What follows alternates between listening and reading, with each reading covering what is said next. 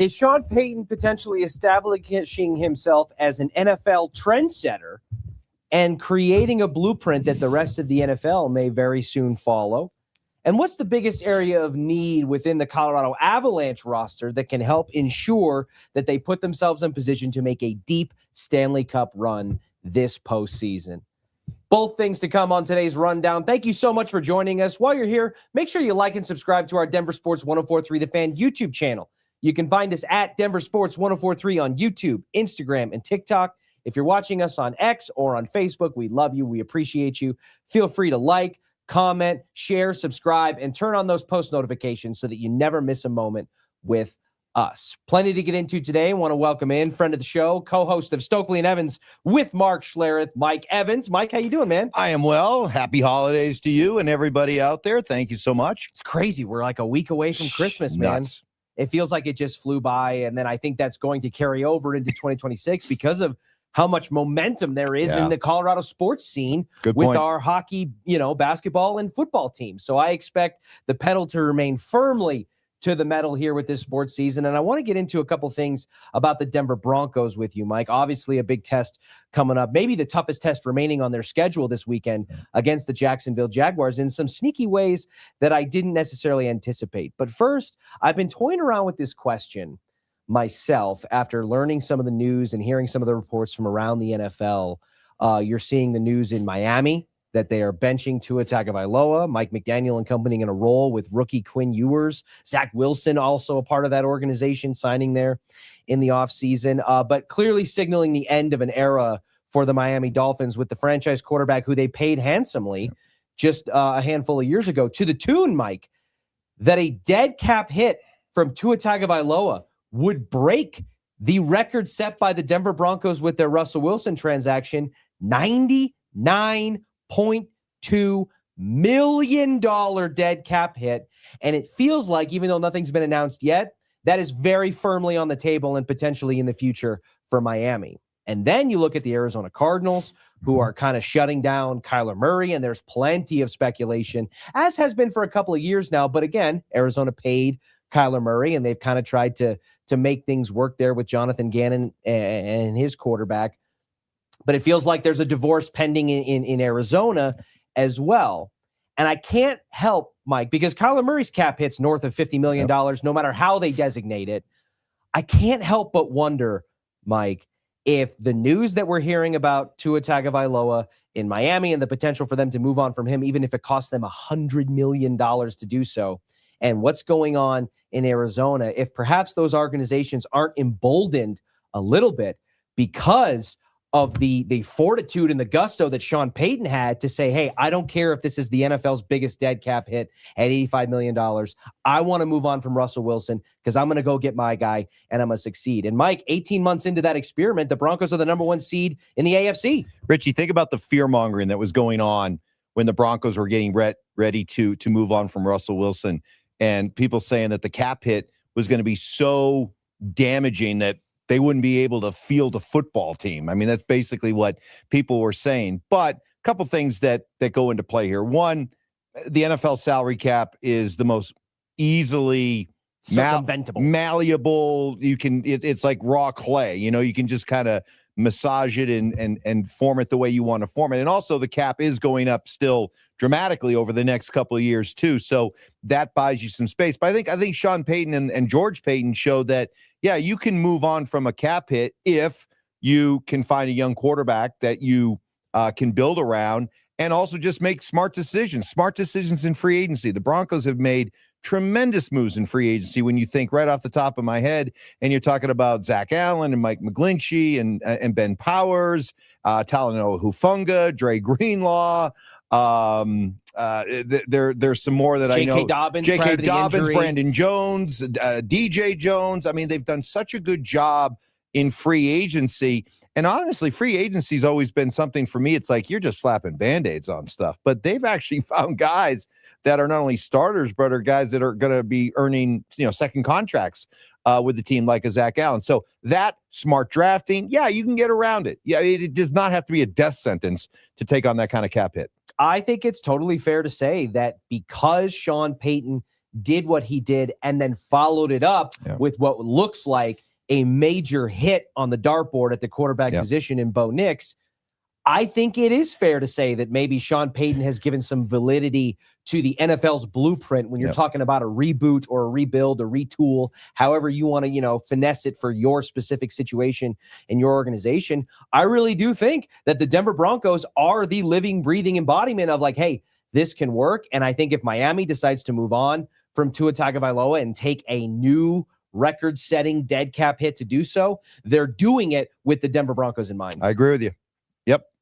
Yep. And I think that when you're talking about the free agent success, right, because there is multiple parts of it. Most importantly, they had to hit on Bo Nix because if they move on from Russ and then you're dealing with a situation with a rookie quarterback where it's just floundering or you have like a J.J. McCarthy situation where he just hasn't been healthy enough to stay on the field for any sort of evaluation for the most part, it totally changes the narrative there. But the front office aspect of it and what George Payton's been able to do, I think is a massive kind of boost or added piece in that puzzle, because you look at the Super Bowl 50 team, which we're coming up on the 10-year anniversary of, look at the free agents that they hit leading into that season. DeMarcus Ware, Aqib Talib, TJ Ward, that doesn't even factor in the offensive side of the football, but so many major players and like Mount Rushmore level faces of that Super Bowl 50 team were front office acquisitions by John Elway and company that were supplemented by the fact that they got what they got out of Peyton Manning in the offense. Well, and let's give the Broncos a lot of credit for the depth that they've built on this roster that we're seeing now on display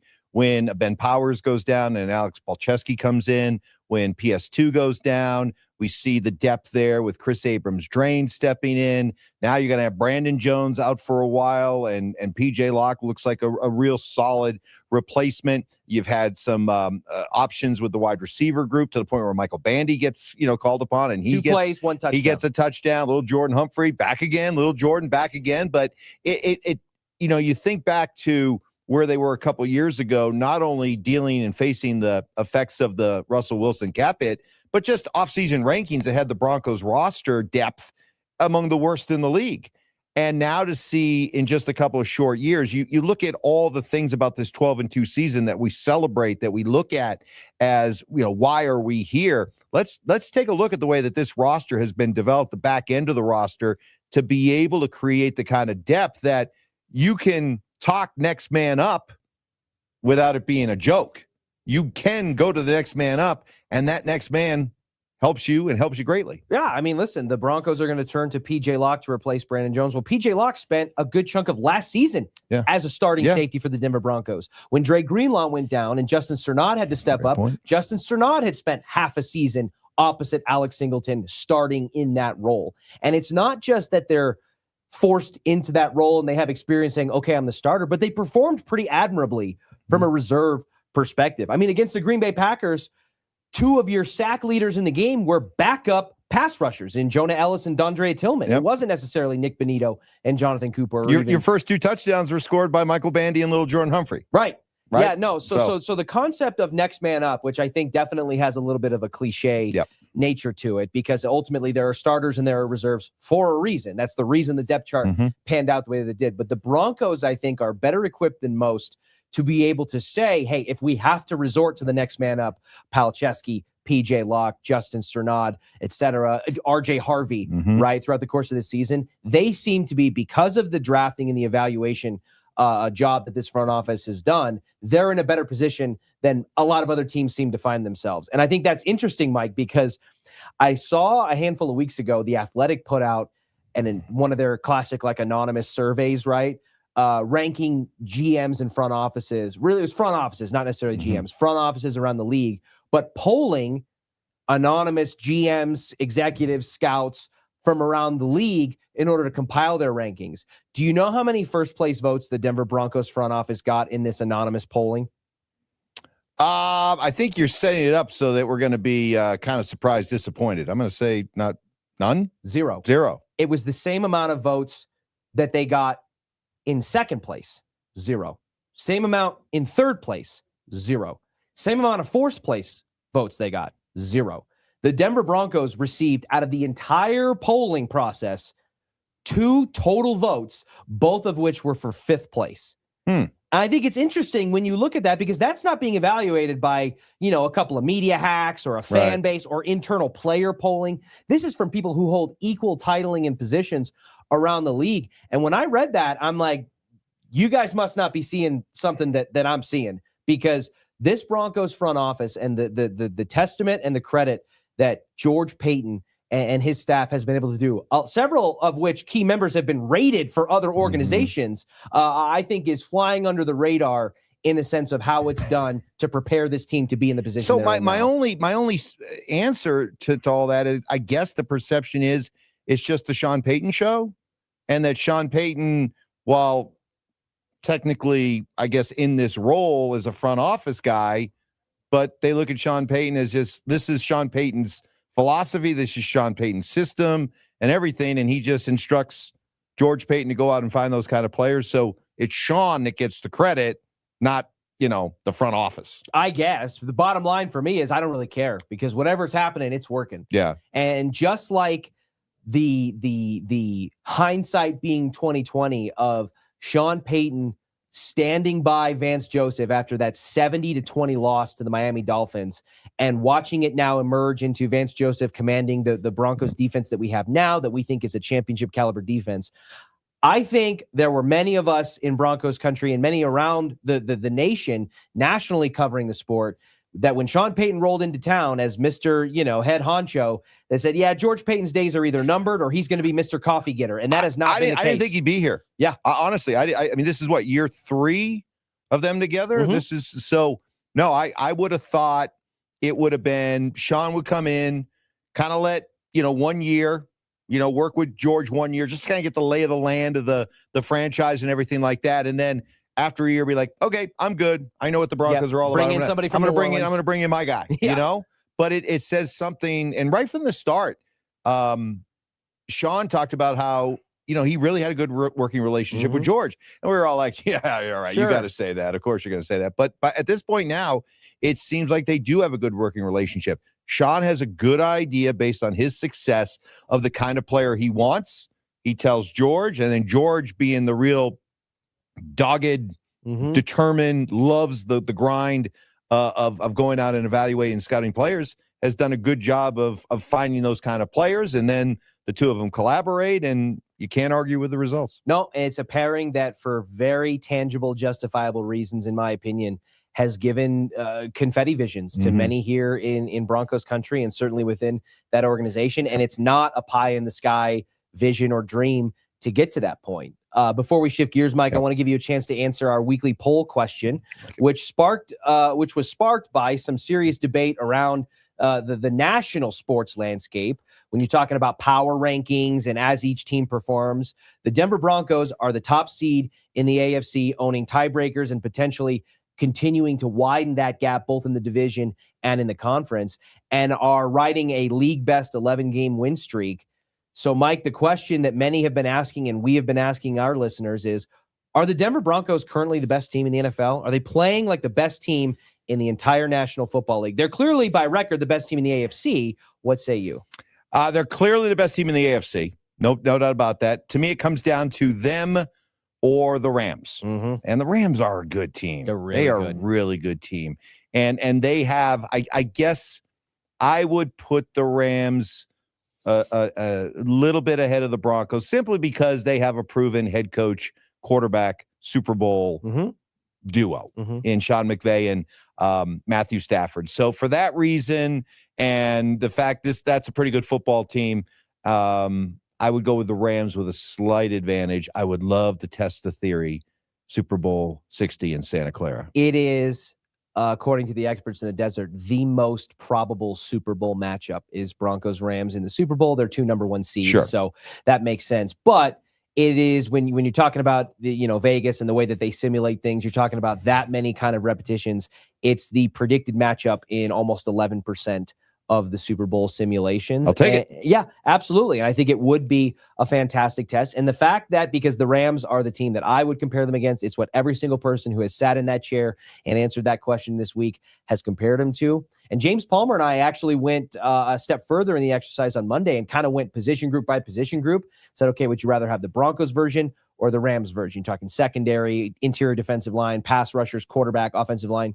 And while it may lean with a bit of an edge toward the Rams in that exercise, the Broncos are either close enough or outright win in enough of those categories that it really did bring validity to the question from my perspective to say, hey, even if they aren't widely considered or unanimously considered the best team in the NFL, despite all those things I said, they're firmly enough in the conversation that I think it's a warranted discussion. And they've proven to me that regardless of whether people think they're the best or the second best or the third best, I don't believe there's a team in the NFL they can't beat this season. I'm with you. And listen, maybe even a month ago, maybe after that, going into their mini bye after the Raiders game when they won 10-7. Yikes. You know, I looked at them, I think at that point as a team that, yes, they're definitely in the mix. But I tried to put Denver Broncos Super Bowl together and it didn't feel right. You know, it just didn't feel right. Now it does. Now it does. That game against Green Bay changed it. It really did. But I also say that with the understanding that the AFC is so wide open. And it would be foolish for me to say, yeah, the Denver Broncos, it's clearly the Broncos and then the rest of the field in the AFC. Honestly, right now, Richie, of the 7 teams that are in the AFC playoffs right now, other than Pittsburgh, I think any one of those other 6 I can see in the Super Bowl. Coming out of the gauntlet. Yeah. And it really is going to come down to, in this instance, I think wild card weekend is going to tell us a lot about how the board's going to shake out, because obviously you have no Mahomes and you're going to have Josh Allen with the clearest path that he's ever had. But he may have to go through the wild card round. He's probably going to have to go through the wild card round to get there because of New England's positioning and the way that they've beat them, head to head and have a tiebreaker situation there. But I really think that with no Burrow and no Mahomes, to your point, with the wide open nature of it, I think that adds an added layer of importance to me. And we've talked about this. I feel like we've banged this drum for a handful of weeks now. It is so critical, in my opinion, that the Broncos secure that number 1 seed. It becomes they don't need it. They can go. I actually would go so far as to say I think they do need it. Here's why it's so important. And here's why it's so important. Because right now, of all the wild card matchups, I easily can see the road team winning. And so if you're watching and you look at the matchups and you agree with me that all 3 or 2 of the 3 that you could easily see the road team winning, what does that tell you? To be able to sit out that weekend and let that carnage unfold and you get to sit above it and wait, that is crucial to be in that situation. I say the same thing, for the record, about the Colorado Avalanche. Because of the absolute power-packed dynamic in the Central Division, I think the top 3 teams in the Central Division, one of them is going to win the President's Trophy this year. And I think it's imperative that it's the Avalanche, because I think it's so critical for the Avs on their quest for a Stanley Cup to force Dallas and Minnesota to have to play each other first. And then you at least get into the second round there, which means it is time to hit the turn, presented by the Birdie Bar, Louisville's premier indoor golf bar and restaurant. Check them out online or on Instagram at thebirdie.bar. And since we're on the subject of the Colorado Avalanche, Mike, I do think it's critical because of the playoff format, which is exhausting and was never going to change, I don't think, in Gary Bettman's eyes, but whatever. And by the way, Drew Spivak and I went and looked at what the 1-8 playoff bracketing would be if it was in the old format. Electric first round matchups. Oh, I bet. Across the board. I bet. It would be unbelievable. But because of the concentrated nature of the talent that's in the Central Division and the way that it shakes out, I think it is so critical for the Avalanche to maintain their pacing in terms of points in the NHL and in the Western Conference, because avoiding that carnage that's going to take place in that first round with Dallas and Minnesota, presumably in that situation, facing off against each other, and giving yourself a chance to face them in the second round and put yourself on a launch pad to get to the conference finals, I think is huge. Yeah, because this is this is you getting San Jose in the first round, right, instead of Minnesota or Dallas.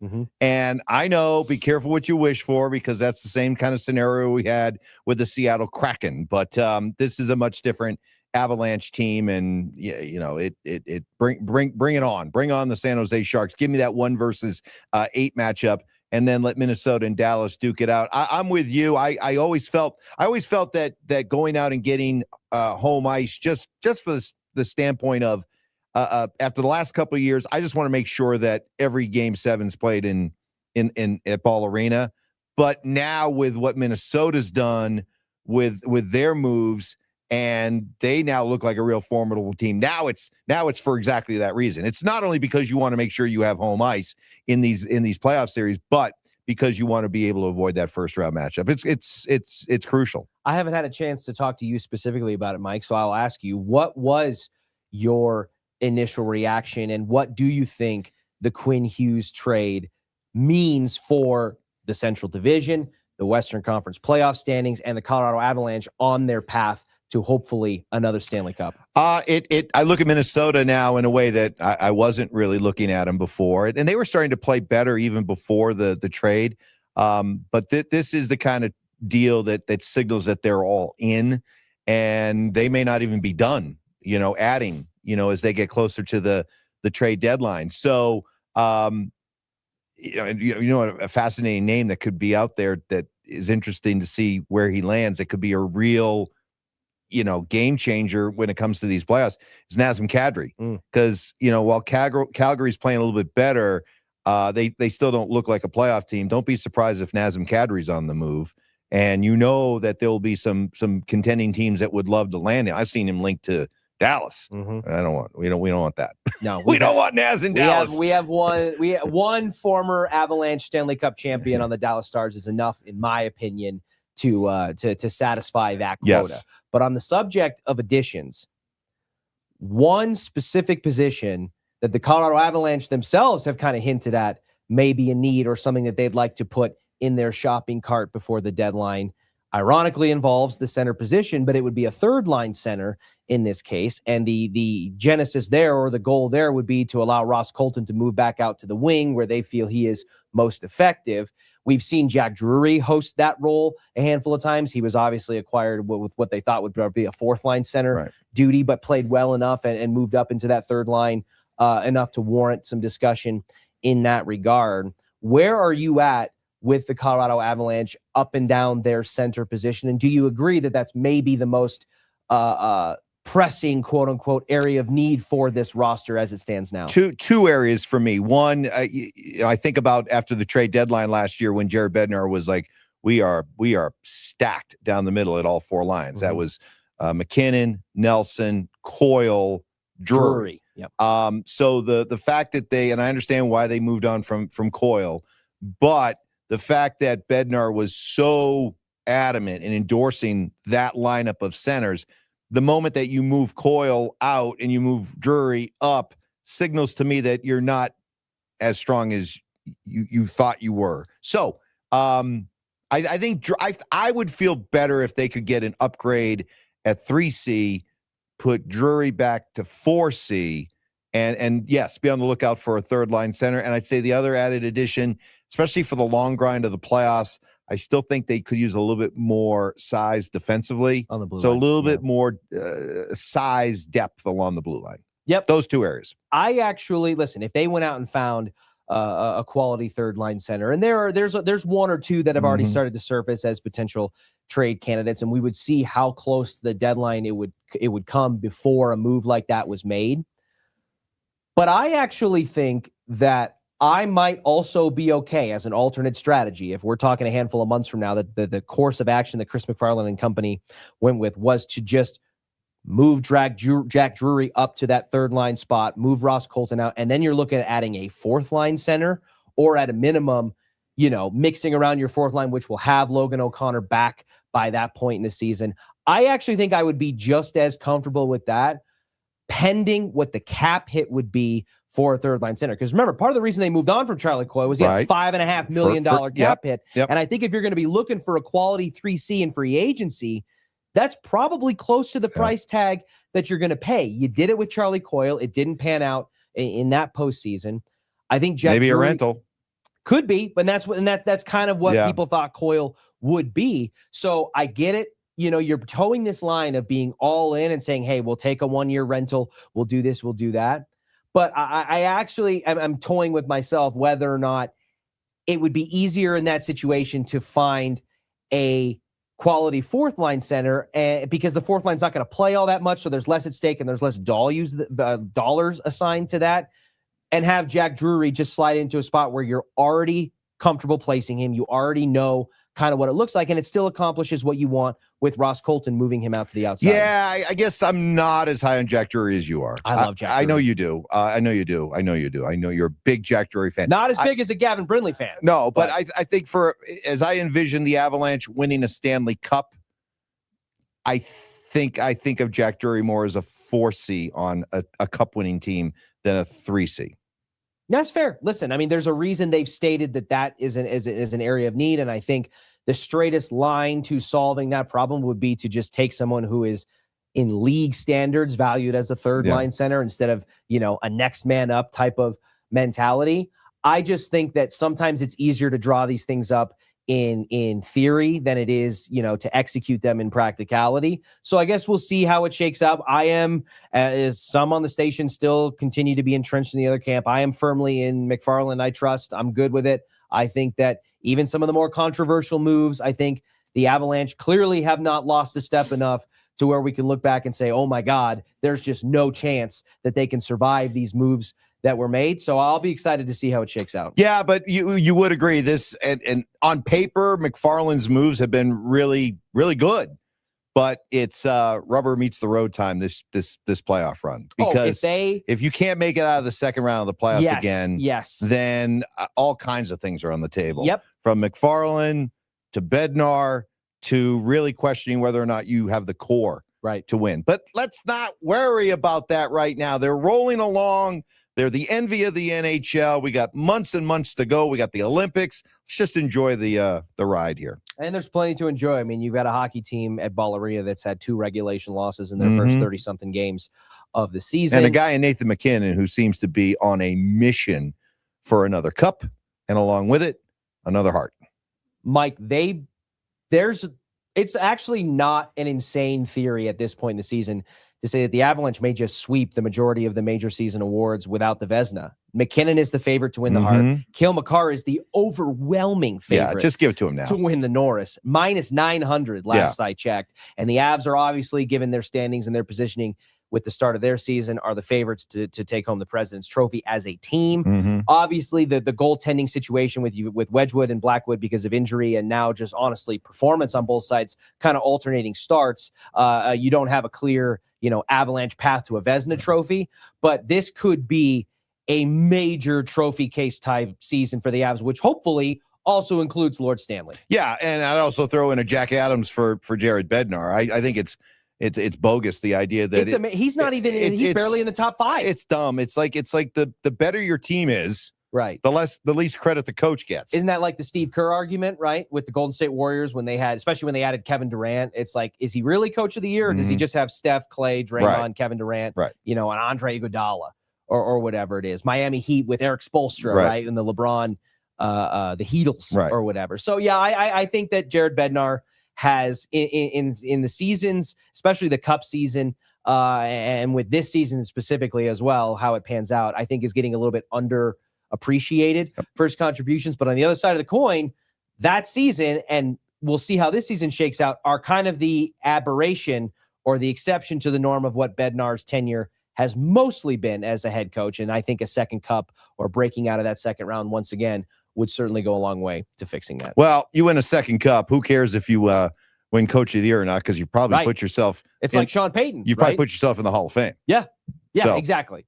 So, and that's we had the conversation. Should Sean Payton be more in consideration for Coach of the Year, given what he's done? And obviously, him saying it's a Super Bowl team and Bo's a top 5 guy, maybe hurts his case for just how big of a mountain he has. You're kind of just fulfilling the expectation you set out, right? If you're Sean Payton. But I think Sean Payton's much more focused on being the first head coach in NFL history to win 2 Super Bowls with 2 different teams. He could care less about who wins Coach of the Year. Agreed. It's going to be fascinating to see how it all shakes out. Massive, massive game at Empower Field at Mile High between the Broncos and the Jags. The Nuggets and the Avs will continue their hottest starts to the season in at least recent, if not all-time franchise history. And we will be back with you tomorrow at noon for the next rundown.